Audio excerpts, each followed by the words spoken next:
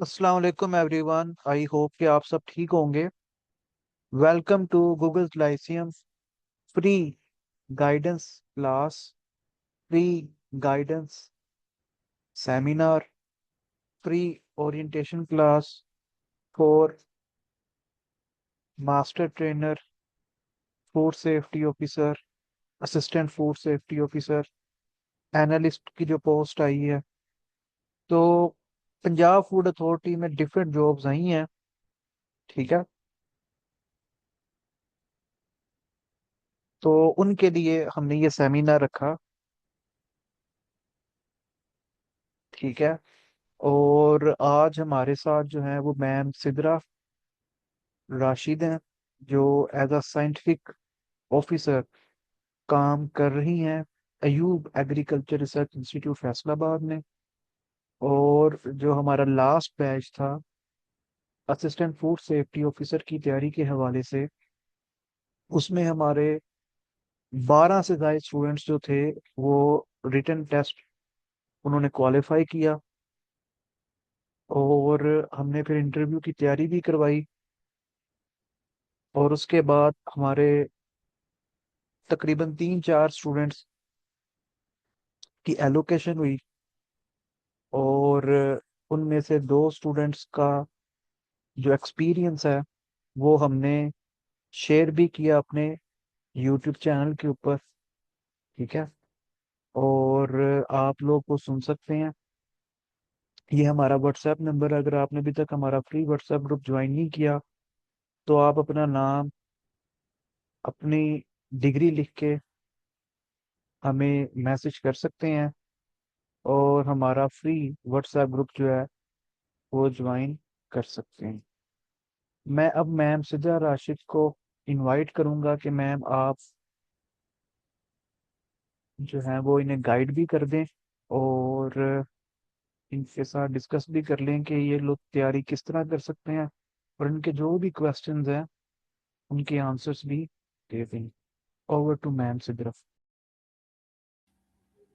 Thank you so much. अस्सलाम वालेकुम। Can you hear me? आवाज़ आ रही है मेरी?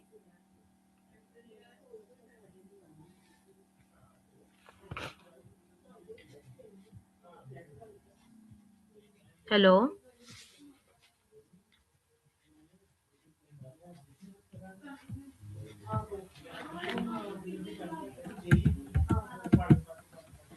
जी मैम, आपकी आवाज़ जो है वो बिल्कुल ठीक आ रही है।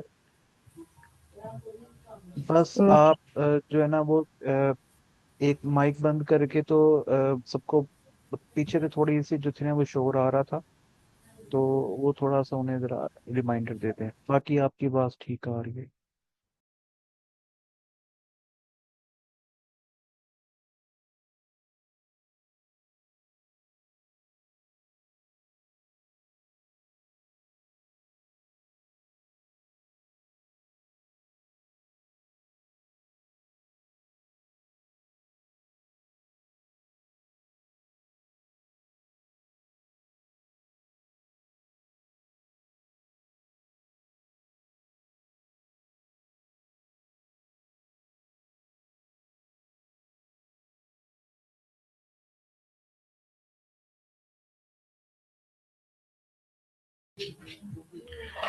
जी okay, let's start with our seminar. Sir ने इंट्रोडक्शन तो मेरा आपको करवा ही दिया है।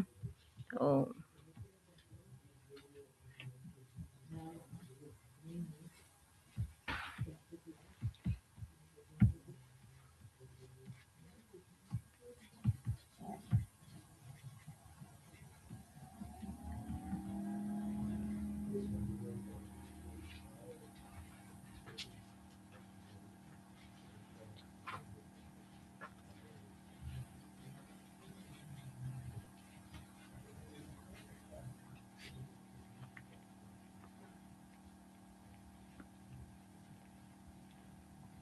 स्क्रीन शेयर हो रही है आप लोगों को?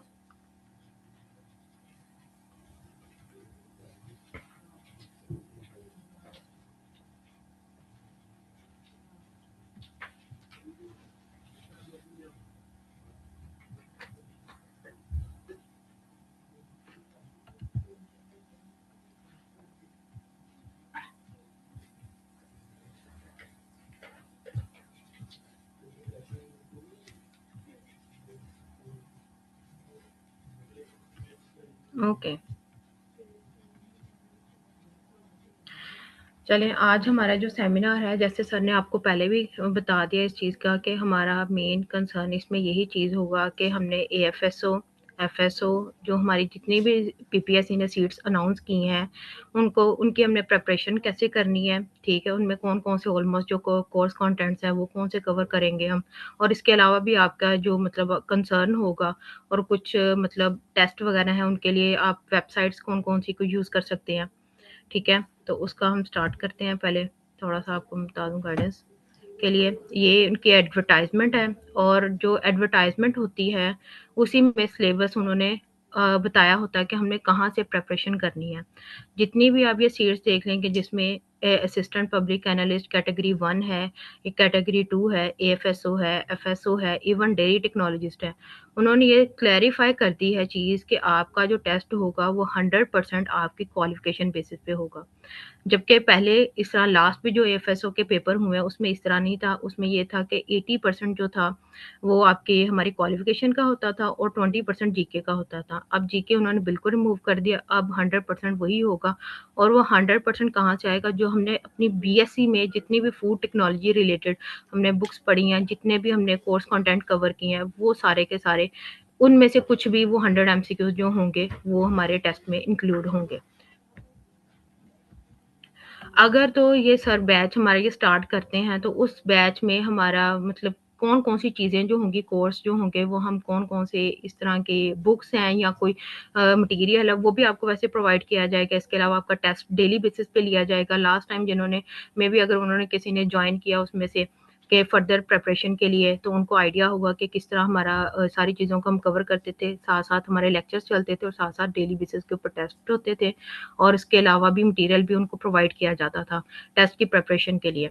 तो जो उसमें मेन हमारी चीज़ें होंगी या वो कोर्स कंटेंट होंगे, कंपोनेंट्स होंगे जो हम कवर करेंगे, उसमें हमारे पास फूड साइंस एंड टेक्नोलॉजी, इसके अलावा जो न्यूट्रिशन का पोर्शन है वो भी, क्योंकि एडवर्टाइजमेंट में ये स्पेसिफिकली मेंशन कर दिया उन्होंने कि उसमें कौन-कौन सा बंदा जो है वो एलिजिबल है, तो उन्हीं डिग्रीज़ को हम हिट करते हुए उसी कोर्स कंटेंट को हम देखेंगे। उसमें हम इसके अलावा जो फूड साइंस एंड टेक्नोलॉजी है, तो उसमें हम उसकी बेसिक टर्मिनोलॉजीज़ देख लेंगे कौन-कौन सी हैं, और उसके अलावा जो हमारी न्यूट्रिशन का पोर्शन है, उसमें हमें जैसे फूड पिरामिड ग्रुप्स दिए होते हैं, कौन-कौन से होते हैं, बैलेंस डाइट क्या होती है, इसके अलावा जितने हमारे पास फूड कंपोनेंट्स आ जाते हैं, जिसमें हमारे पास कार्बोहाइड्रेट्स, लिपिड, मोस्टली वाटर से स्टार्ट करते हैं। ठीक है, इसके अलावा मिनरल्स आ जाएँगे, मिनरल्स, विटामिन्स, इन सब चीज़ों को हम कवर करेंगे। इसके अलावा जो है टॉक्सिकेंट्स कौन-कौन से होते हैं, टॉक्सिकेंट्स में हमारे पास पॉइज़न में क्या डिफ़रेंस है, टॉक्सिन्स क्या होते हैं, फूड पॉइज़निंग है, वो क्या चीज़ हो सकती है, ठीक है? और इसके अलावा हमारे पास डोज़ेज रेट क्या होता है या डोज़ेज क्या होती है, डोज़ क्या होती है, ये सारी चीज़ें देखेंगे। इसके अलावा जो हमारे पास फूड साइंस टेक्नोलॉजी का जो मेन इम्पोर्टेंट कंपोनेंट है फूड क्लासिफिकेशन, के फूड की क्लासिफिकेशन किस बेसिस पे होती है और फूड को हम कैसे-कैसे क्लासिफाई साइंटिस्ट ने किया हुआ है। और उसमें फर्दर हमारे पास फूड स्पॉइलेज कंपोनेंट जो कि बहुत इम्पोर्टेंट है, और उसमें ओवरऑल जो हमारी फूड है चीज़ वो कवर हो जाती है। उस फूड स्पॉइलेज में हम देखेंगे उसके एजेंट कौन-कौन से होते हैं और उन एजेंट्स को हम किस तरह उनको स्टॉप कर सकते हैं, उनकी ग्रोथ को, या उन फैक्टर्स को, कौन-कौन से फैक्टर्स हैं जो उन फूड स्पॉइलेज कंपोनेंट्स को टारगेट करते हैं और हमारी जो फूड होती है वो प्रिजर्व हो सकती है। उसके अलावा हम फूड माइक्रोबायोलॉजी का कंपोनेंट देखेंगे, उसमें हमारे पास 3 ही मोस्टली माइक्रोब्स होते हैं, उनमें फूड में हम कवर करते हैं, उसमें बैक्टीरिया, यीस्ट एंड मोल्ड आ जाते हैं। और उसके अलावा हमारे पास जो कौन से ऐसे फैक्टर्स हैं जो कि उनकी ग्रोथ को कह सकते हैं उसको इम्पोर्टेंट होते हैं उनकी ग्रोथ के लिए। जब तक हमें वो फैक्टर्स पता नहीं होंगे, हम कभी भी ना उनकी ग्रोथ को हाइड कर सकते, मतलब लो डाउन पे ले जा सकते हैं, उनको लीथल लेवल पे उनको किल कर सकते हैं, ना ही फिर हम अपनी फूड को प्रिज़र्व कर सकते हैं। क्योंकि हमेशा ऐसे ही नहीं होता कि जो माइक्रोब्स हैं वो क्या कहते हैं हार्मफुल ही हों। कुछ बैक्टीरिया, यीस्ट, मोल्ड हम इस तरह के भी होते हैं जो कि हमारी फूड के लिए वैल्यू एडिशन के लिए बहुत इंपॉर्टेंट होते हैं, और वो जब हमें फैक्टर्स पता होंगे तो तभी हम उनको टारगेट करके उन फैक्टर्स को यूज़ करके हम उनको बेनिफिशियरी भी बना सकते हैं, और अगर वो हार्मफुल है हमारी फूड के लिए तो हम उनको उनकी ग्रोथ को स्टॉप कर सकते हैं। नेक्स्ट हमारे पास इसमें फूड प्रोसेसिंग एंड प्रिजर्वेशन का कंपोनेंट आ जाएगा। उसमें हम देखेंगे अपने प्रिपरेटरी ऑपरेशन कौन कौन से हो सकते हैं उसमें, जिसमें कैनिंग सिंपल एग्जांपल दे रही हूँ, कैनिंग आ जाएगी। इसके अलावा हमारे पास हाई टेम्परेचर का यूज़ आ जाएगा। उसमें हम किस तरह, क्योंकि मेन कंसर्न यही है ना, ऊपर उसमें बताया हुआ कि हमने 2 मेन चीज़ें देखनी है, फूड की वैल्यू एडिशन और उसकी प्रिजर्वेशन। ठीक है? और उसके यही मेन चीज़ें होती है कि टेम्परेचर एक मेन इम्पोर्टेंट फैक्टर होता है। जब हम उसको हाई कर देंगे, लो कर देंगे, तो हम उसकी वही चीज़ फिर बार आ जाएगी कि हम उसकी वैल्यू एडिशन कर सकते हैं, या उसके साथ-साथ हम उसकी क्या कह सकते हैं कि फूड की स्पॉइलेज को हम रोक सकते हैं। और इसमें एक न्यू मतलब टर्मिनोलॉजी आजकल जिसके ऊपर ज़्यादा वर्किंग हो रही है, इरेडिएशन के ऊपर, ठीक है? और मतलब वो वाली चीज़ को कैसे हम यूज़ करेंगे जिसमें लेस अमाउंट ऑफ न्यूट्रिएंट का लॉस होगा। उसके अलावा हमारे पास फूड एडिटिव्स का कंपोनेंट आ जाएगा, जिसमें हम देखेंगे कंटामिनेंट्स क्या होते हैं, अडल्ट्रेंट्स क्या होते हैं, फूड की कंटामिनेशन किस तरह होती है और उसको हम रोक कैसे सकते हैं, ठीक है? और इसके अलावा एडिटिव्स के वो हमारी बॉडी के लिए हार्मफुल होती है या नहीं होती है, कि अगर हम उसको निग्लेक्ट भी कर दें तो वो मतलब ये सब हम जस्ट प्रिपरेटरी बेसिस के ऊपर देखेंगे कि जो हमारी मैम, चीज़ हमारी। जी, अभी ना आपकी जो स्लाइड शो हो रही है ना, वो सेमिनार वाली ही हो रही है, तो स्टूडेंट्स भी है ना, वो एक ओके। मैसेज भी किया है स्टूडेंट ने, तो मुझे असल में ना मैसेज शो नहीं हो रहे। जी ठीक है। ओके।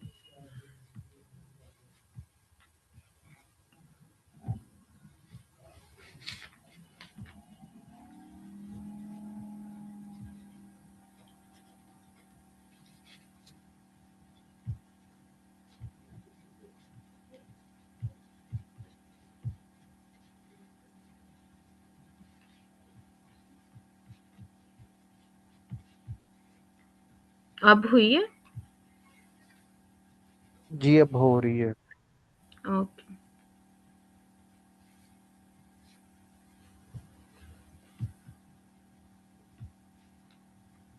मैं आप लोगों को चले लास्ट वाली जो मैंने दिखाई है वो उसका मैं थोड़ा सा दिखा देती हूँ। ये तो जनरल सिंपल सा ये थी सेमिनार वाली स्लाइड, ठीक है? और इसके अलावा ये चीज़ थी कि जिसमें मैंने आपको एडवर्टाइजमेंट का सिलेबस के लिए मैंने जस्ट ये जो एडवर्टाइजमेंट है वो यहाँ पे टैग की हुई है, कि आप लोगों को बता सकूँ कि हमने सिलेबस कौन-कौन सा कवर करना है, कि हमारे टेस्ट के लिए इम्पोर्टेंट क्या चीज़ है। ये फर्दर मैं आपको कंटेंट्स का बता रही थी कि अगर ये सेशन जॉइन करते हैं या अगर फर्दर हम सेमिनार के अलावा भी क्लासेस रखते हैं, तो उसमें हम क्या-क्या चीज़ें कवर कर सकते हैं। उसमें जैसे ये मैंने आपको पहले बता दिया, फूड एडिटिव्स का लास्ट में बता रही थी। जो उसमें कंटामिनेंट्स, अडल्ट्रेंट्स आ जाएँगे। एडिटिव्स के 2 टाइप्स हैं फर्दर, जो नॉन प्रिजर्वेटिव और एज़ अ प्रिजर्वेटिव्स आ जाएँगे। उसकी फर्दर ये जस्ट मैंने सिंपल एक थोड़ा-सा आप लोगों को हिंट्स देने के लिए रखी हुई हैं। ये जस्ट यही नहीं चीज़ कि यही ये चीज़ें होंगी, इसके फर्दर रिलेटेड कोई भी जो फैक्टर्स होंगे, कोई भी चीज़ जो इसमें आएगी वो हम सब कुछ कवर करेंगे इसमें। ठीक है? नेक्स्ट मैं इसमें हमारे पास आ जाएगी फूड पैकेजिंग। अब जो फूड पैकेजिंग है उसमें हम देखेंगे कि कौन से ऐसे पैकिंग मटेरियल हैं जो हमारे फूड के लिए ठीक होते हैं, और ये कहीं न कहीं आप लोगों ने अपनी एफडी के दौरान ये सारे ऑलमोस्ट चीज़ें कवर की हुई होंगी। बस इस सेशन का यही चीज़ होगा कि अगर कोई चीज़ें आपके न ड्यूरिंग उस पीरियड में कि बीएससी के दौरान स्किप हो गई हैं और आप लोगों ने कभी उनको बॉदर नहीं किया, तो अब टेस्ट के लिए वो ज़ाहिर-सी बात वो चीज़ें इंशाल्लाह आप लोग दोबारा जब ये लेक्चर्स होंगे तो आप लोग उन चीज़ों को कवर अप कर लेंगे। ठीक है? उसमें हमारे पास पैकिंग मटेरियल है, डिफरेंट टाइप्स के हो सकते हैं वो, ग्लास हो सकता है, कार्डबोर्ड हो सकता है, और हर पैकिंग मटेरियल हर फूड सिस्टम के लिए नहीं होता, ठीक है?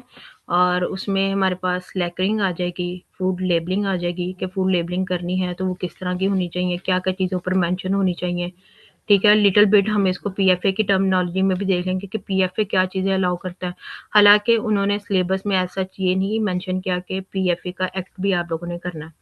लेकिन ये चीज़ है कि हम जस्ट फॉर उसके लिए अपनी प्रिपरेशन को के कोई भी पॉइंट हमारा स्किप ना हो, हम उसको भी थोड़ा बहुत लिटिल बिट देख लेंगे जो हमारे कंसर्न की चीज़ें होंगी। उसके अलावा हमारी मीट टेक्नोलॉजी की अगर हम बात करेंगे, तो उसमें हमारे पास सॉल्टिंग क्या होती है, क्यूरिंग क्या है, स्लॉटरिंग के कौन-कौन से मेथड हैं और क्या चीज़ें हैं, उसमें फर्दर थोड़ी बहुत जो भी इसकी टेक्नोलॉजीज़ हैं कि हम मीट को कैसे प्रिज़र्व कर सकते हैं, ठीक है? नेक्स्ट हमारे पास आ जाएगी बेवरेज टेक्नोलॉजी। बेवरेज में हमारे पास डिफरेंट आ जाते हैं, caffeinated, alcoholic, non alcoholic, fermented products आ जाते हैं, हमारी जैम, जेलीज़ जो वो सारी बेवरेज टेक्नोलॉजी में कवर होती हैं। ठीक है? उसके अलावा जो हमारे पास आ जाता है फैट एंड ऑयल की टर्मिनोलॉजी आ जाएगी, सैचुरेटेड फैट्स क्या होती हैं, अनसैचुरेटेड फैट्स कौन-सी होती हैं, ठीक है? उसमें ट्रांस फैट्स का आ जाएगा, डिफरेंट ये है लॉर्ड किसे कहेंगे हम, टैलो किसे कहेंगे, फैटी एसिड कौन-कौन से उसमें होंगे, फैटी एसिड के बेसिस के ऊपर हम फैट्स एंड ऑयल को किस तरह या अपनी फूड को किस तरह क्लासिफाई करते हैं। और उसके बाद फिर हमारा आएगा फूड एनालिसिस।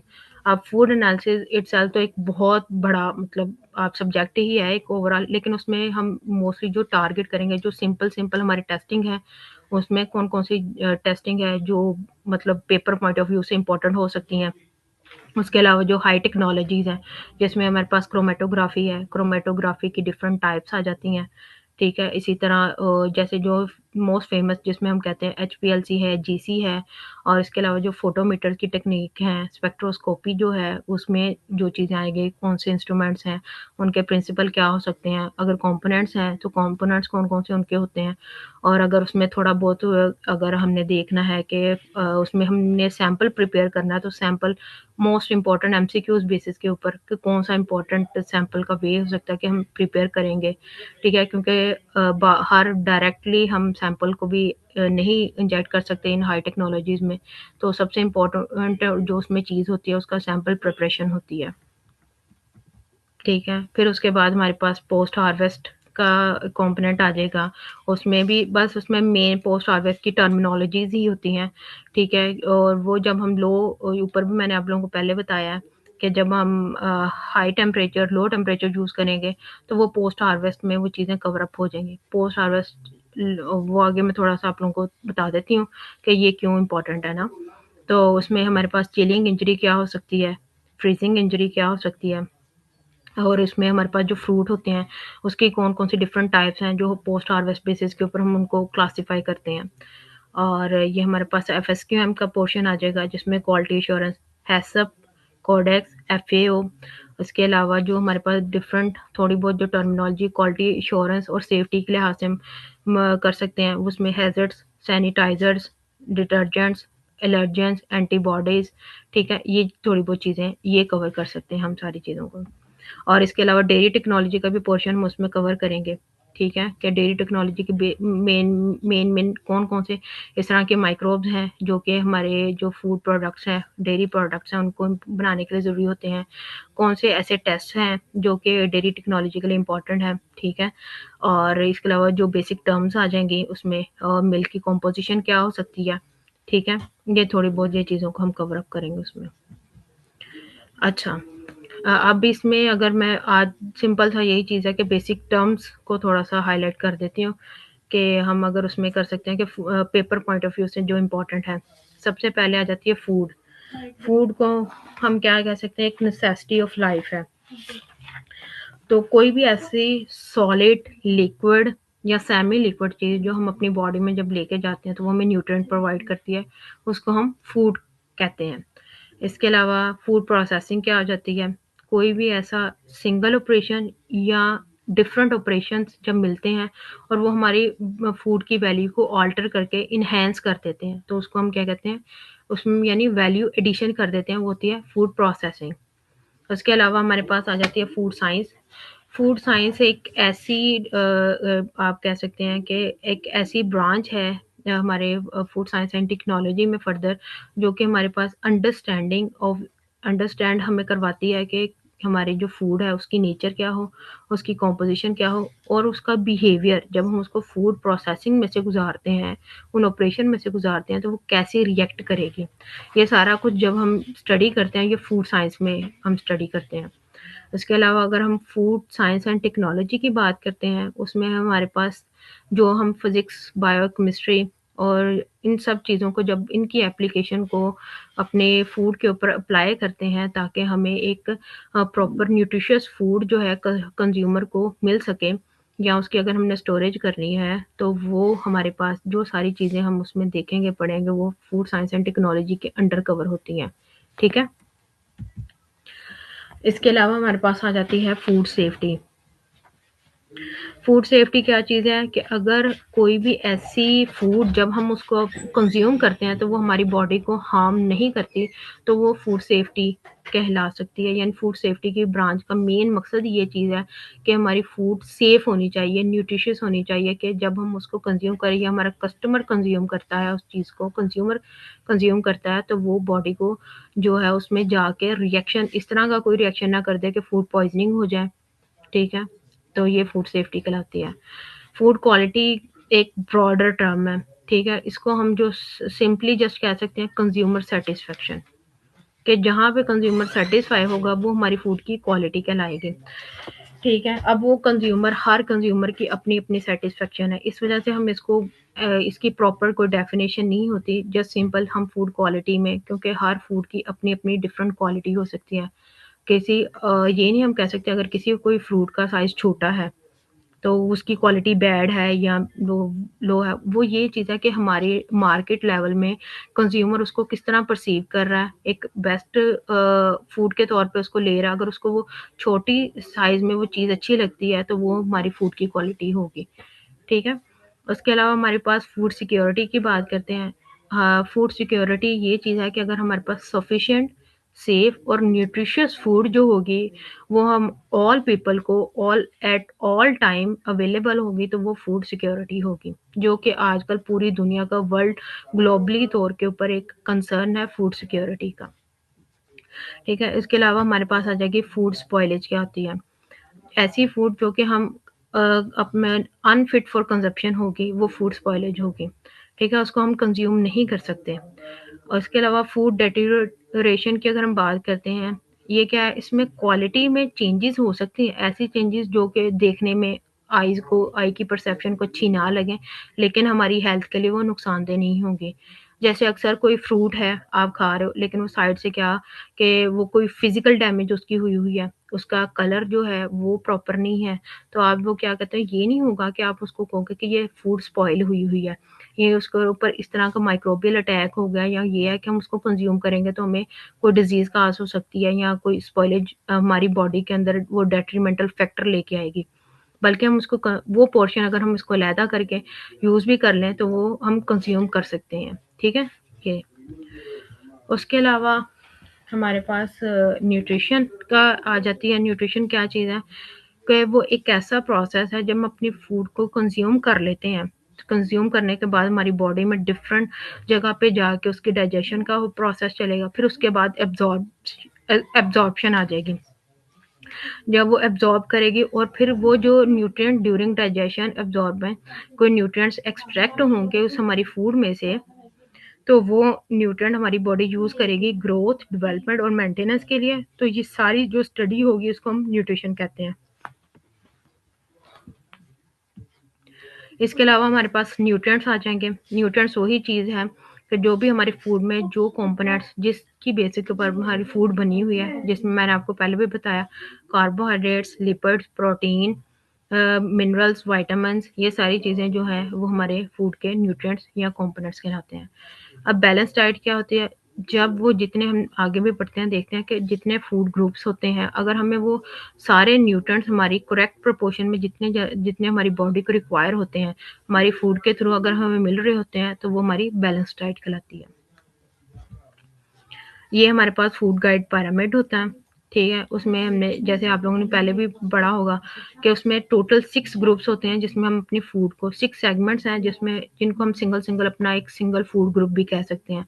और उसकी बेसिस के ऊपर हमारी ये पर डे की सर्विंग्स है बैलेंस डाइट के लिए, कि अगर सबसे पहले लोअर पे ब्रेड, सीरियल्स, राइस का ये जो हमारे पास आ जाता है, सीरियल ग्रुप मोस्टली इसको कहते हैं, उसकी जो सर्विंग पर डे के हिसाब से वो 6 टू 11 सर्विंग्स होनी चाहिए। ठीक है?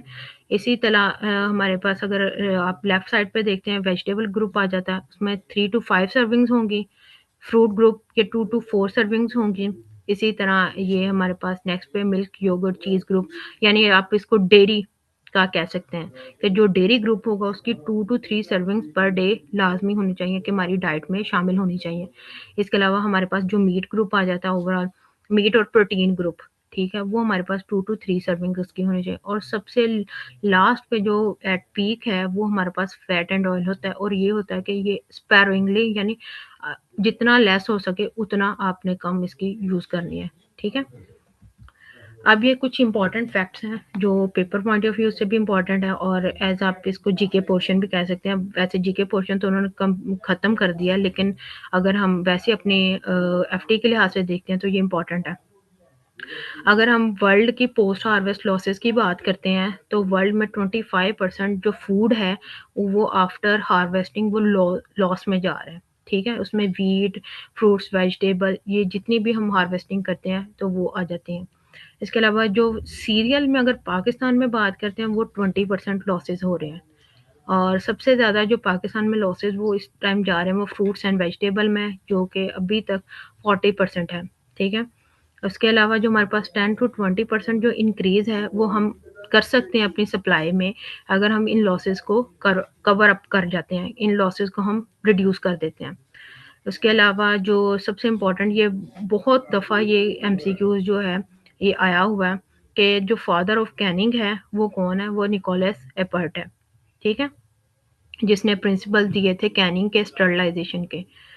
और इसमें हमारे पास जो नेक्स्ट इम्पोर्टेंट क्वेश्चन है एमसीक्यूज के तौर पे, कि जो हमारे पास फूड इंडस्ट्री है वो second largest industry in Pakistan after textile, जो कि एम्प्लॉयमेंट क्रिएट कर रही है, एम्प्लॉयड पर्सन जिसमें इन्वॉल्व है। ठीक है, और उसमें जो ओवरऑल हम बात करते हैं जो 30% और मोर है टोटल लेबर का, वो इंगेज है फूड मैन्युफैक्चरिंग और बेवरेज इंडस्ट्री में। ठीक है, और इसके अलावा ये चीज़ आ जाती है कि जो हमारे पास इवेपोरेटेड मिल्क था वो फर्स्ट टाइम पेटेंट जो करवाया था वो 1835 में करवाया था। और इसके अलावा जो कोल्ड स्टोरेज और फ्रीजिंग जो है वो सबसे ज़्यादा ओल्डेस्ट टेक्निक है हमारी प्रिजर्वेशन के लिए। और ये आप ये समझ लें, ये सिंगल सिंगल ये जो आप लोगों को मैं हाईलाइट कर रही हूँ ये सारा सिंगल सिंगल आपका एमसीक्यूज बन सकता है। ठीक है, अच्छा, और इसके अलावा हमारे पास जो मेजर रेवोल्यूशंस की अगर हम बात करते हैं एग्रीकल्चर टेक्नोलॉजी में, फॉर क्रॉप, जिसने हमारी क्रॉप को अभी तक इन्हेंस किया एंशियंट टाइम से लेके अब तक, उसमें वो तीन है। मैकेनाइजेशन, मैकेनाइजेशन जिसने हमारी क्रॉप की जो यील्ड थी उसको बढ़ाया था। ठीक है, science of chemistry, science of chemistry जिसकी बेस के ऊपर फर्टिलाइजर्स की डेवलपमेंट हुई। ठीक है, और थर्ड इसका रिलेटेड एमसीक्यूज मोस्टली ये पीपीएससी के ही पेपर्स में ही आया हुआ है, जो मेरे ख्याल से शायद था एओ के पेपर में, एग्रीकल्चर ऑफिसर के पेपर में। ठीक है, और वो पोर्शन ये एफटी का पोर्शन में से था, वो है ग्रीन रेवोल्यूशन, जिसको हम बायोलॉजी का भी एक फैक्टर कह सकते हैं। और इसमें ये चीज़ थी कि जो उन्होंने सेमी ड्वार्फ और इस तरह के फर्टिलाइजर डेवलप कर लिए थे जिससे हमारी क्रॉप यील्ड ज़्यादा हो गई थी, और जो फेमिनन आए थे यानी कहत पड़े थे 1960s और 1970s में, उसने इसको कवर अप कर दिया था जल्दी से। जो वो इतने ज़्यादा कहत का कंडीशन थी वो क्रिएट नहीं थी हो सकती, वो ग्रीन रेवोल्यूशन की बेस के ऊपर थी। अच्छा, नेक्स्ट हमारे पास 1860s में जो लुइस पास्चर था उसने मेन जो उसने ये डिस्कवर किया था कि कोई भी जो डिजीज या डिके होता है उसकी वजह से माइक्रो ऑर्ग उसकी जो मेन रीजन होती है माइक्रो ऑर्गेनिज्म होती है। और इसी के बेस के ऊपर प्रिंसिपल डेवलप हुए थे हमारे फूड प्रिजर्वेशन के, और जिसकी बेसिस के ऊपर जहाँ पे जो नॉन फूड प्रोड्यूसिंग कंट्रीज थी या एरिया थे वहाँ पे भी फूड की सप्लाई जो थी वो फास्ट हो गई थी, यानी असेस हुई थी उनको फूड की। उसके अलावा इसी प्रिंसिपल्स की बेसिस के ऊपर। ठीक है, इसके अलावा जो चीज़ है ह्यूमेक्टेंट्स क्या होते हैं, कोई भी मॉइस्चराइजिंग एजेंट्स जो हम अपने फूड में यूज़ करते हैं जो मॉइस्चर को रिटेन करके रखें। जैसे हमारे पास जो श्रेडेड कोकोनट्स होते हैं उसमें जब आप लोगों को ये मार्केट वगैरह से मिलते हैं उसमें ह्यूमेक्टेंट्स डाले होते हैं। ठीक है, जो कि मॉइस्चर को रिटेन करते हैं। ये आपके लिए आज के लिए इतना ही। अगर अब आप लोगों का कोई क्वेश्चन है, कहीं से समझ नहीं आई है, तो आप लोग वो पूछ लें। ये मतलब आप लोगों के लिए रफ सा मैंने स्केच ड्रॉ किया था कि हम क्या-क्या चीज़ें कवर कर सकते हैं अपने सेशन के दौरान।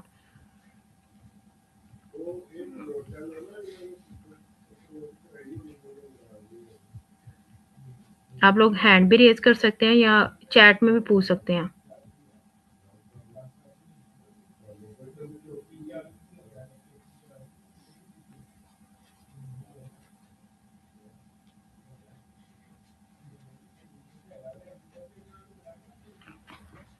अच्छा, अभी हाँ, आपने क्या पूछा हुआ है मिनिस्ट्री ऑफ डिफेंस का। अच्छा, मिनिस्ट्री ऑफ डिफेंस का आप क्या एक्सप्लेन करूँ थोड़ा-सा वो बता दें। वैसे वो मेरे ख्याल से उसका तो पेपर ही सेपरेट है। यहाँ पे मोस्टली मैं बात कर रही हूँ उसमें जो पीएफए में पोस्ट आई हैं। पंजाब फूड अथॉरिटी में, FT related, food science and technology related.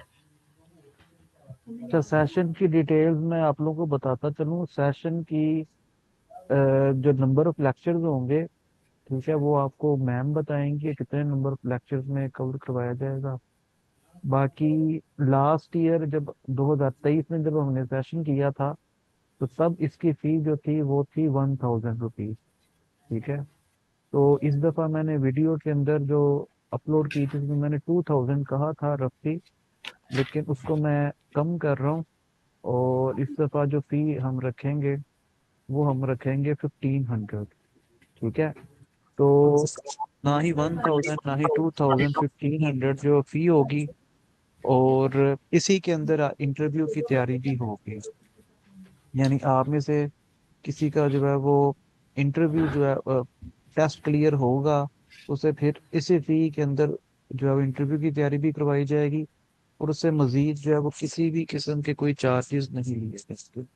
और क्लास का टाइम यही हुआ करेगा, शाम 7:45 से लेके 8:40, 8:45। यानी तकरीबन कोई 45 मिनट की क्लास होगी या घंटे की क्लास होगी मैक्सिमम। और आपको जो है वो हम जल्द से जल्द सिलेबस जो है वो कवर करवा देंगे। ठीक है। और इसके अलावा मैम ने बाकी कंटेंट्स तो आपको बताए भी हैं, अगर किसी ने खुद भी तैयारी करनी है तो वो कर सकता है। ठीक है। ये जो सब्जेक्ट वाली जॉब्स होती हैं, इसमें तो आप लोग खुद भी कर सकते हो, इसमें इतना कोई। अच्छा, एक्सपेक्टेड डेट क्या है इस टेस्ट की? तो रमजान के अंदर तो टेस्ट नहीं होगा, तो ये अप्रैल के अंदर जो है वो होगा। फी की डिटेल्स थोड़ा दोबारा बता दें। ओके, फी मैंने 1500 कही है। 1000 जमा 500, 1500, 1500, 1500, 1500, 1500। और सेशन के दौरान ये है कि आप लोगों को ना वेबसाइट्स भी मैं आप लोगों को रिकमेंड करूँगी, ठीक है? जहाँ से मोस्टली पीपीएससी के जो है पेपर, वैसे अब तो वैसे ट्रेंड चेंज हो गया, लेकिन कितना ही ट्रेंड चेंज कर लेंगे, जो हमारी बेसिक होगी वो तो सेम की सेम रहनी है, ठीक है? वो वेबसाइट भी आपको मैं इंशाल्लाह ज़रूर बताऊँगी कि आपने उसको भी साथ-साथ उसकी उसमें से आपके टेस्ट भी लूँगी, ठीक है? और आपकी इंशाल्लाह तैयारी में होप सो बहुत अच्छी हो जाएगी।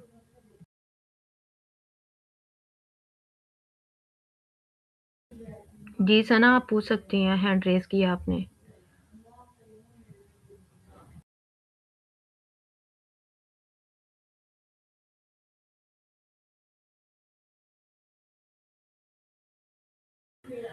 जी, जी, मैं बुक के जो पीडीएफ्स हैं, वो भी मैं साथ-साथ मैं इसीलिए कहा था कि जो भी मटेरियल होगा, एमसीक्यूज़ रिलेटेड या कुछ भी, वो आपको जब वो सर ग्रुप बना लेंगे कोई, तो उसमें आप लोगों को लाज़मी वो मैं शेयर कर दिया करूँगी, ठीक है?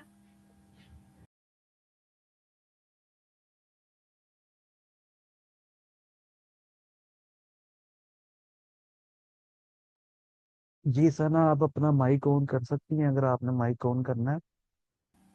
ये आपको ओके। किसने कहा इसमें food science and technology food science and human nutrition, मतलब ये एचएनडी ह्यूमन हाँ न्यूट्रिशन सुना, ये जी इसका ये आपने। मेरा मेरा एचएनडी है और उसके बाद मास्टर्स है मेरा food science and human nutrition का। तो ये एफएसओ, और ये एफएसओ की जो सीट्स हैं इसमें नहीं है food science and human nutrition mention.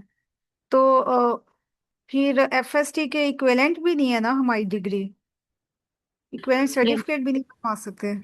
अच्छा नहीं, इसकी आपने कहा आपकी जो बीएससी है वो एचएनडी में है और आपका एमफिल जो है वो उसमें फूड एफटी में है, साइंस, फूड फूड साइंस में साइंस, है। जी food science and human nutrition. आपकी डिग्री के ऊपर ये चीज मेंशन की हुई है? डिग्री है ना food science and human nutrition, MPhil मेरा ये है। और जो डिग्री है मेरी, ग्रेजुएशन है वो मेरी है doctor of nutrition and dietetics, DND। ठीक है, ठीक है। वैसे आप अपने आपने किस यूनिवर्सिटी से किया हुआ ये? युवास से मेरी ग्रेजुएशन थी और किनेट कॉलेज से एम। अच्छा, आप ना ये इस तरह ये है कि आप कोई यूएफ या आप अपनी जो यूनिवर्सिटी है ना जो लास्ट वाली, आप उनसे इक्विवेलेंस ले लें, क्योंकि इक्विवेलेंस लेने के 3 से 4 तरीके हैं। आप अपनी यूनिवर्सिटी से भी ले सकते हैं ये, क्योंकि वो ये बता देगी ना, क्लियर कर देगी कि अगर आपने वो कोर्स कंटेंट कवर किए हुए हैं जो कि एक फूड साइंस एंड टेक्नोलॉजी की डिग्री के लिए ज़रूरी होते हैं, तो आप फिर आपको वो इक्विवेलेंस दे देंगे कि आपकी डिग्री उस चीज़ के इक्विवेलेंट है। ठीक है? अगर नहीं तो आप फिर एचईसी में अप्लाई कर लो, फिर आपको उस चीज़ का आइडिया वो मतलब इक्विवेलेंट दे देंगे, अगर आपने वो कोर्स कंटेंट कवर किए हुए हैं अपनी डिग्री में। चलिए ठीक, एचईसी में अप्लाई मतलब ऑनलाइन ही अप्लाई करना पड़ेगा इक्विवेलेंट सर्टिफिकेट लेने के लिए? जी, आपको ऑनलाइन अप्लाई हो जाता है अब एचईसी के थ्रू। चलिए ठीक है, मैं करके देखूंगी।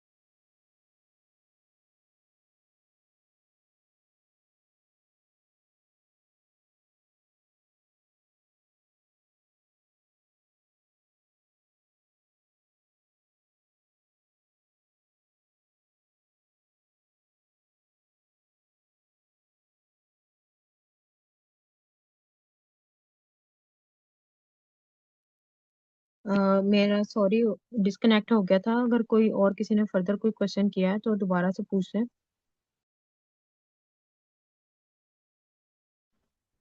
अस्सलाम वालेकुम मैम। जी वालेकुम सलाम। मैम ये जो एएफएस वाली पोस्ट है इस पे BSc honours food science and technology वाले स्टूडेंट्स अप्लाई कर सकते हैं ना? जी जी कर सकते हैं। मैम वो हमारी क्लास के एक स्टूडेंट कह रहे थे कि पहले हमने फी पे कर दी, उसके बाद पीपीएससी में मतलब 600 पे कर दिया, उसके बाद जब एजुकेशन डिटेल्स का ऑप्शन आया तो वहाँ पे एमएससी ही मांग रहे थे, तो ऐसा कुछ तो नहीं एम है? नहीं नहीं नहीं, वो उन्होंने शायद देखा ही नहीं है, वो सेट उन्होंने मे भी बनाया हो। BSc honours food science and technology चल रही है, एमएससी तो है ही नहीं है फूड साइंस एंड टेक्नोलॉजी की। वो तो बीएससी एमएससी ऑनर्स है जी ठीक है food ma'am, science and sets तो मैंने टेक्नोलॉजी। भी अभी देखे हैं, सेट नंबर 3 में है ऑप्शन हमारी डिग्री का। हाँ जी हाँ जी, वो उन्होंने सेट नंबर पहला ही देखा होगा, उन्होंने उधर से डिसकंटिन्यू कर दिया होगा अप्लाई करना, तो उनको भी आप बता दें कि आप कर सकते हैं अप्लाई। जी शायद। जी ठीक है मैम। जी ठीक है ma'am, thank you so much, बस यही कंफ्यूजन थी, कंफर्म करना था। ओके, एडवर्टाइजमेंट में मेंशन है वो, मैं इसी वजह से नहीं उसको थोड़ा सा एलेबोरेट किया कि सर ने शायद कोई वीडियो बनाई हुई है कि उसमें उन्होंने डिटेल से बताया हुआ है हर चीज को ना, कि कौन कौन अप्लाई कर सकते हैं, किसकी डिग्री पे क्या मेंशन हो और कौन सी एजुकेशन चाहिए, एक्सपीरियंस कितना हो। ठीक है? और उसमें प्राइवेट जी जी मैम, मैंने एक्सपीरियंस वो देखी थी कैसे जिस वजह काउंट से मैं होगा। अप्लाई कर रही थी। हम्म। तो बस वो आज हमारे ग्रुप में मैसेज आया तो मैंने कहा आपसे कंफर्म कर लेती हूँ, ओके ओके नो। क्लास के ग्रुप में। अच्छा अभी, हाँ, ये आप जो डिस्क्रिप्टिव टेस्ट की तैयारी का कह रहे हैं, ये आपको सारी बता सकते हैं कि शायद उनका मे बी कोई सेशन चल रहा हो, तो वहां से, क्योंकि ये तो जनरल बेस सीट है एमओडी ना। का जो है ना, एमओडी का मैं अभी कोई बैच स्टार्ट नहीं कर रहा, और इस दफा मैंने बैच स्टार्ट भी नहीं करना है, क्योंकि एक तो मैं रेस्ट पे हूँ, और जो है ना मतलब अभी मैं कोई भी अप्रैल तक बैच स्टार्ट नहीं करता।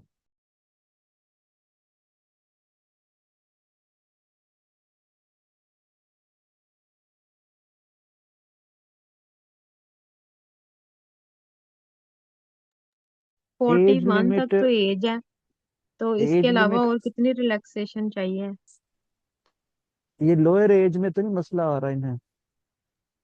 सर, और अगर आप नहीं मतलब बैच स्टार्ट करें तो इसके बारे में थोड़ा सा प्लीज़ गाइड कर दें, लाइक कौन से रिसोर्सेज कंसल्ट करने हैं और इसकी तैयारी मतलब कैसे करें डिस्क्रिप्टिव की, मतलब इसमें ऐसे किस टाइप का आता है, देखो बच्चे, और करंट मैंने अफेयर्स भी। वीडियो एक 40 41 मिनट की वीडियो बनाई, उसके अंदर मैं डिटेल से बताया कि पहले 200 मार्क्स का स्क्रीनिंग टेस्ट होगा, स्क्रीनिंग टेस्ट किस किस सब्जेक्ट में से होता है वो मैंने बताया। फिर मैंने बताया कि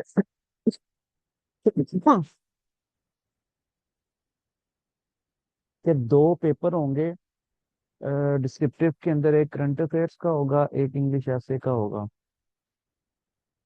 अब इंग्लिश ऐसे किस तरह का आता है? इंग्लिश ऐसे जो है वो करंट अफेयर्स में से भी आ सकता है, वो कोई सोशल इश्यूज में से भी आ सकता है, वो आईटी से रिलेटेड भी आ सकता है, जिस तरह सीएसएस के अंदर इंग्लिश ऐसे आते हैं, पीएमएस के अंदर आते हैं।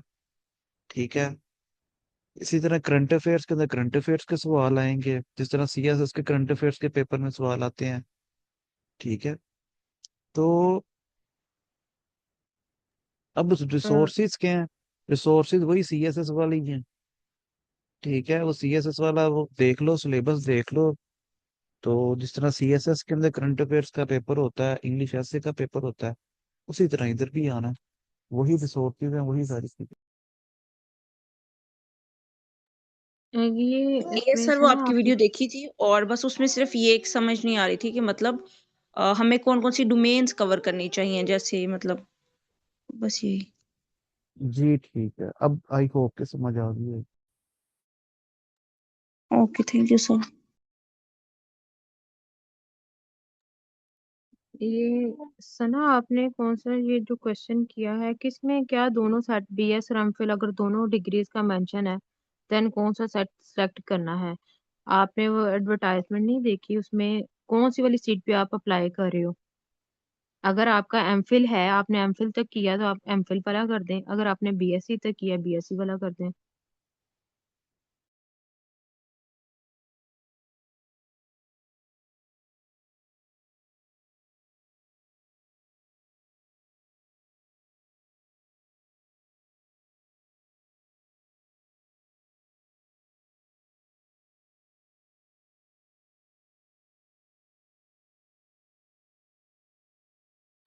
अच्छा, 21 साल और एज लिमिट है तो तैयबा आपकी 23 साल है, तो आपकी एज 23 साल से कम है। एक मिनट रुकिएगा, मैं जरा खुद देख रहा हूँ।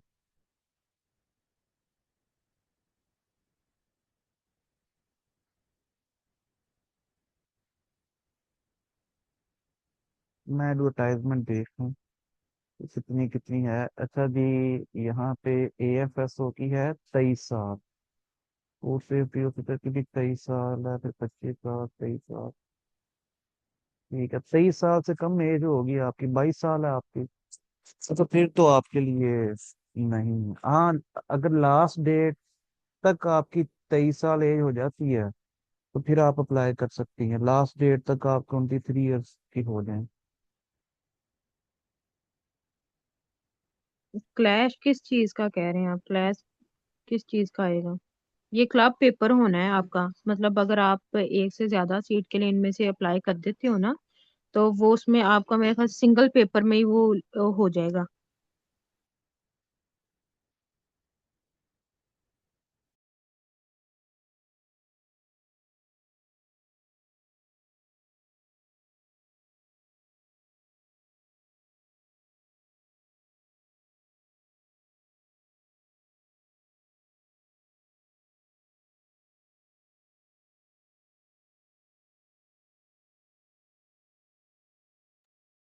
सिंगल पेपर का मतलब ये है कि ये एफएसओ एएफएसओ ये जितने हैं इनका ये क्लब पेपर होगा। मीन टू से अगर आपने एक से ज्यादा पोस्ट के लिए अप्लाई कर किया हुआ है ना, तो आपको ये नहीं कि अलग अलग पेपर देने, आपका जो सिंगल पेपर ही होगा। ठीक है, उसी के बेस के ऊपर आपका मेरिट उस पोस्ट के लिहाज से डिफरेंट मेरिट बन जाएगा।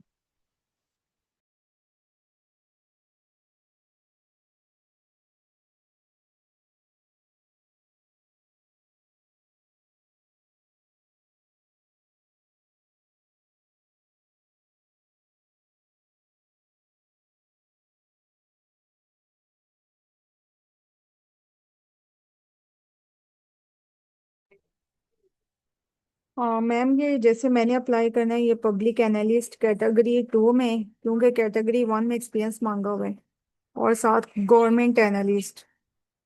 तो इसका तो कंबाइंड पेपर नहीं होगा ना कोई? नहीं नहीं, इनका क्लब पेपर ही इन्होंने कंसीडर करने हैं, एक ही पेपर होगा इनका, अलग अलग नहीं होगा मेरे ख्याल से, क्लब पेपर में होना है। मैम ये अभी जो अप्लाई करना है वो तो अलग अलग ही मैंने करना है ना, अलग अलग ही फीस हाँ सबमिट जी। करनी है। अच्छा, यही पूछ रहे, हाँ जी, वो आपको अलग अलग अप्लाई करना पड़ेगा हर एक का, और अलग अलग उनकी फीस सबमिटेड होंगी। ओके।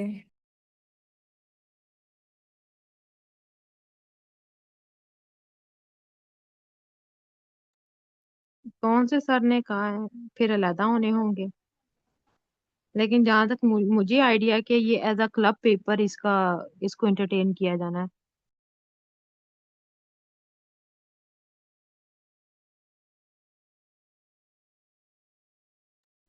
क्योंकि इनका सबका आप सिलेबस देखोगे ना, सबका सिलेबस सेम है, किसी का सिलेबस डिफरेंट नहीं है। वही उन्होंने एमएससी यानी बीएससी ऑनर्स का जो बेसिक्स है ना, उसकी बेसिस की 16 इयर्स ऑफ एजुकेशन का मैंने आपको उसमें स्लाइड में दिखाया भी है कि उनका सिलेबस सेम है।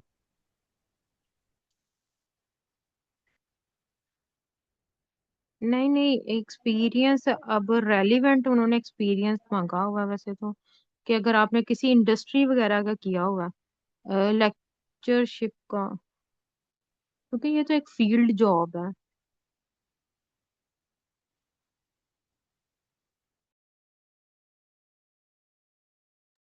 जी ठीक है, अगर इनका एक्सपीरियंस है तो ये करते हैं, जो भी इनका एक्सपीरियंस है ये लगा दें।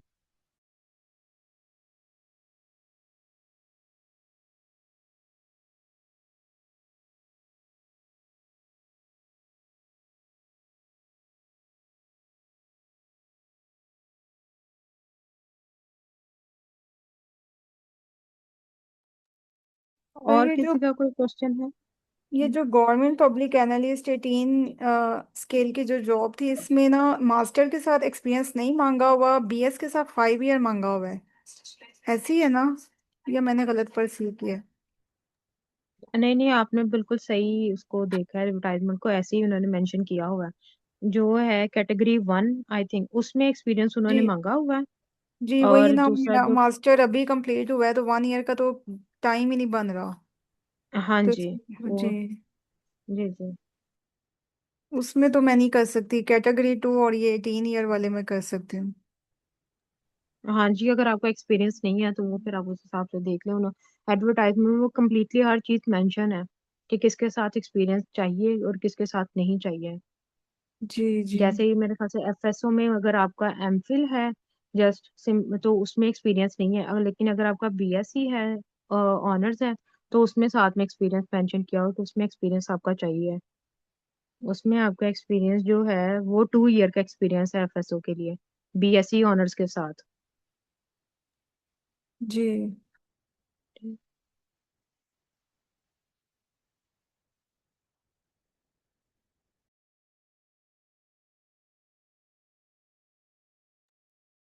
आई होप सो कि 2 and 2.5 मंथ के अंदर चीजें सारी कवर हो जाएंगी जो सेशन के दौरान।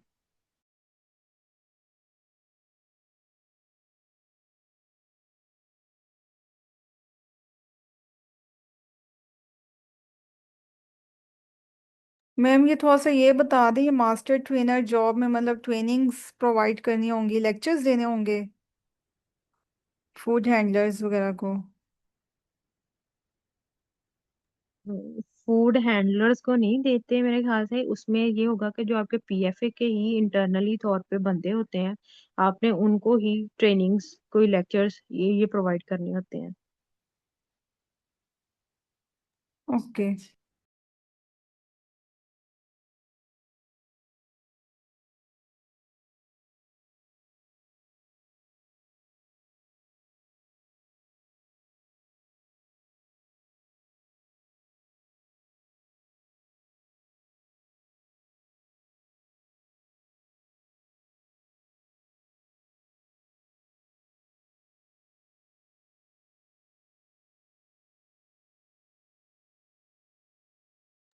अच्छा, ये आप में से किसने क्वेश्चन किया है कि, अच्छा आमना ने किया है कि, कौन सा वाला था, नहीं जोनी।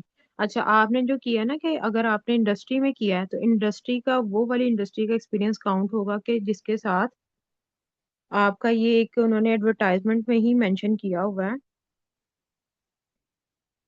कि एक स्पेसिफिक अथॉरिटी है, उसके अंदर अगर आपकी इंडस्ट्री क्लासिफाई कर रही है, उससे उन्होंने वो चीज का सर्टिफिकेट लिया हुआ है, तो फिर मैं आपको एक मिनट एडवर्टाइजमेंट खोल के दिखा देती हूँ।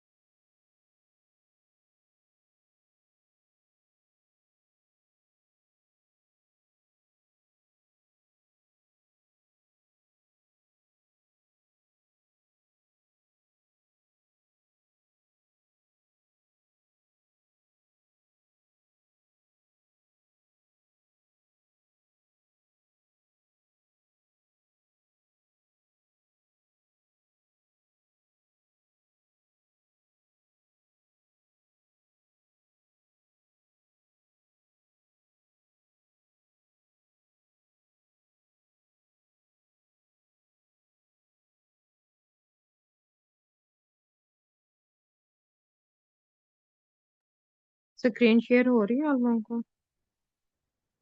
ये देखें, एडवर्टाइजमेंट है इसमें कि आपका अगर यहाँ पे नीचे है, हाँ जी, अगर आपने कोई प्रैक्टिकल एक्सपीरियंस लिया हुआ है तो उसमें अगर वो प्राइवेट एंटिटी है, जैसे प्राइवेट इंडस्ट्री है, तो उसके लिए ये चीज जरूरी होनी चाहिए कि वो रजिस्टर्ड हो security and exchange commission of Pakistan, SECP। तो ये आपको लेटर साथ में अटैच करना पड़ेगा SECP का, कि ये आपकी जो इंडस्ट्री जिस ड्यूरेशन में आपने उसमें काम करते रहे तो उस दौरान वो उसकी मेंबर रही है। ठीक है।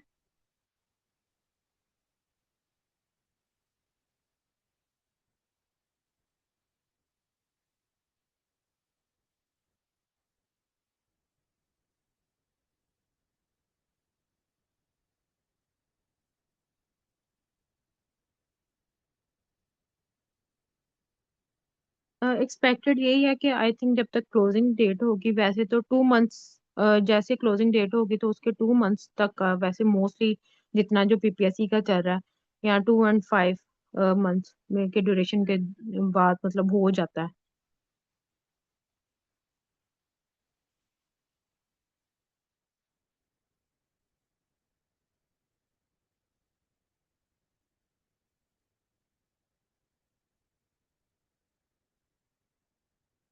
नहीं नहीं, ये सर ने आपको बताया नहीं है कि आप लोग, ये है कि अगर आपने उसमें किया हुआ एक्सपीरियंस कोई भी है आपका, उन्होंने रेलिवेंट एक्सपीरियंस मांगा हुआ है, अगर आपने किसी लैब में एज वर्क किया है या किसी यूनिवर्सिटी में काम किया है, तो आप लगा दें, अटैच कर दें।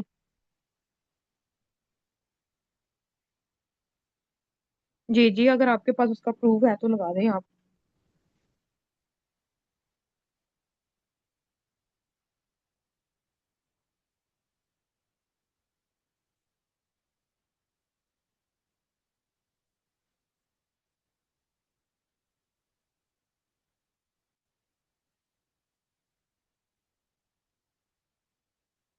और किसी का कोई क्वेश्चन है तो पूछ लें, वरना फिर हम इसको सेशन को, सेमिनार को इधर ही एंड करते हैं।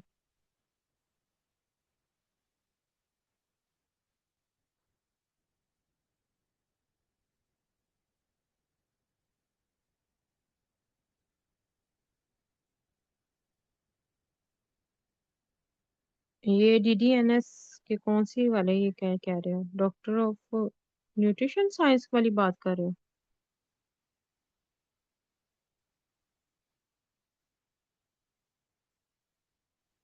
डाइट एंड न्यूट्रिशन वैसे इस तरह मेंशन तो नहीं है, एक्विलेंस लेना पड़ेगा आपको इस चीज के लिए।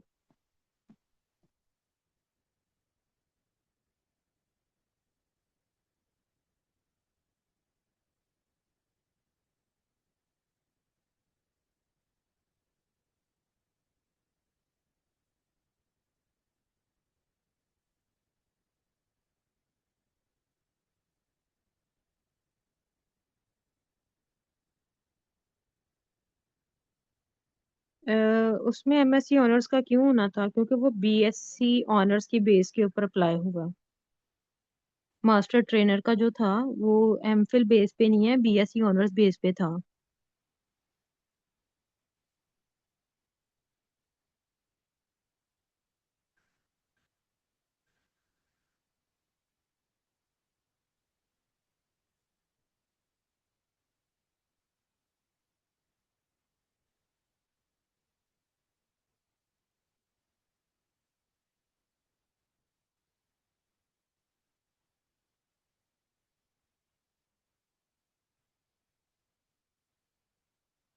Anything else?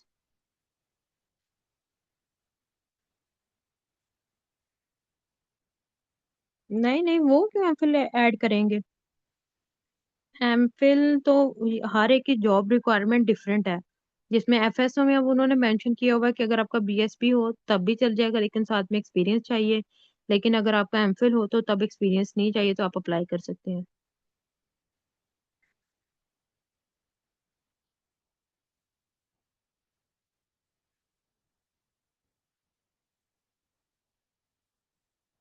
जो है आप लोग जब देखते हैं एडवर्टाइजमेंट देखा करो कि उसमें क्या चीज मेंशन है। उसी से आपको पूरे अच्छे तरीके से एडवर्टाइजमेंट पढ़ लिया करो, आपको आधे से ज्यादा चीजें वहीं पे क्लियर हो जाएंगी।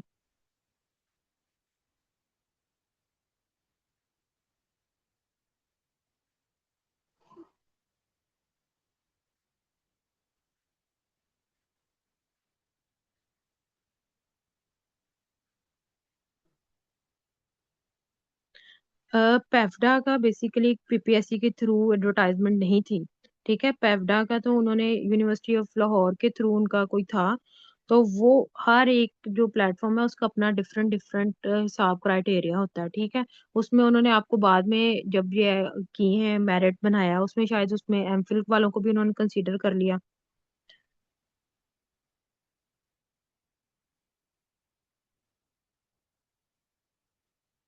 क्या एग्रीकल्चर की है?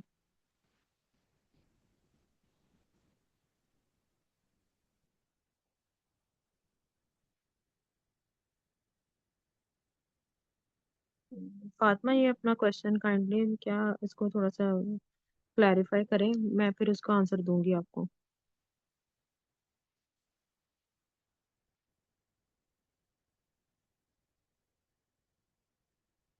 BS in agriculture, food technology या सिंपल एग्रीकल्चर?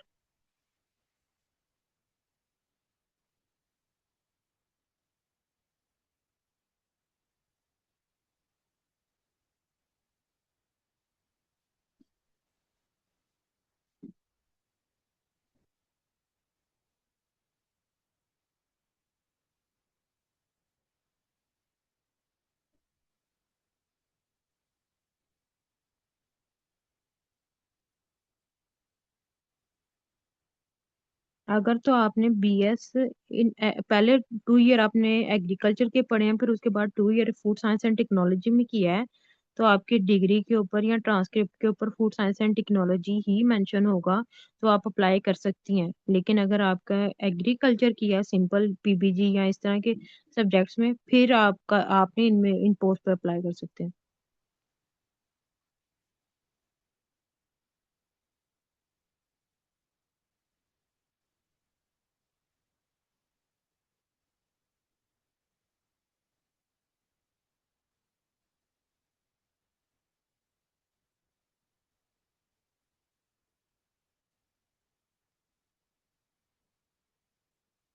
आई थिंक अब और किसी का कोई और क्वेश्चन नहीं है, तो इसको इधर ही लीव करते हैं। बाकी फिर आपको सर सारा गाइड कर देंगे कि आपने कैसे, शायद वो कोई ग्रुप वगैरह बनाएंगे या जो भी चीज़ है। ठीक है, तो उसमें फिर आप लोगों को कैसे फी करनी है वो सर आपको कर देते हैं।